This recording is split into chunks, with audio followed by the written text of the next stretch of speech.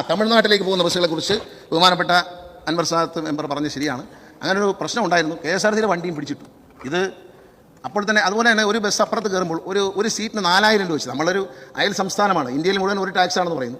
പക്ഷേ അയൽ സംസ്ഥാനത്ത് കയറുമ്പോൾ നമ്മളോടൊരു ആലോചനയില്ലാതെ തമിഴ്നാട് സർക്കാർ ഒറ്റയടിക്ക് 4000 രൂപ വർദ്ധിപ്പിക്കാൻ ചെയ്തു. ഒരു സീറ്റിന് അവർ 4000 രൂപ വർദ്ധിപ്പിച്ചു.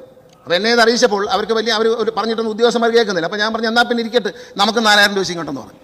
തമിഴ്നാട്ടുകാർ മനസ്സിലാക്കണം, ശബരിമല സീസൺ വരെയാണ്, അവിടെ നിന്നാണ് ഏറ്റവും കൂടുതൽ ആൾക്കാർ ഇങ്ങോട്ട്. ഞങ്ങൾ ഖജനാവിൽ നിറയ്ക്കും പണം.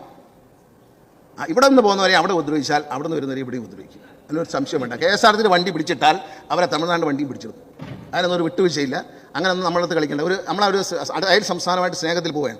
നമ്മളൊന്ന് ആലോചിക്കാനും ടാക്സ് വയ്ക്കും. നമ്മളൊന്ന് കൂടിയാലോചന ഞങ്ങളിങ്ങനെ വർദ്ധിപ്പിക്കാൻ പറ്റും. നിങ്ങളുടെ അഭിപ്രായം എന്താ? ഒന്നും ചോദിച്ചില്ല. കേരളത്തിൽ നിന്ന് കയറുന്നവർക്കെല്ലാം ഒരു സീറ്റിന് 4000 രൂപ വെച്ച് അങ്ങനെ കൊടുക്കുക. ഇന്ത്യ മുഴുവൻ ഒരേ ടാക്സ് എന്നാണ് പറയുന്നത് കേന്ദ്ര ഗവൺമെൻറ്. പക്ഷേ ഇതാണ് സ്ഥിതി.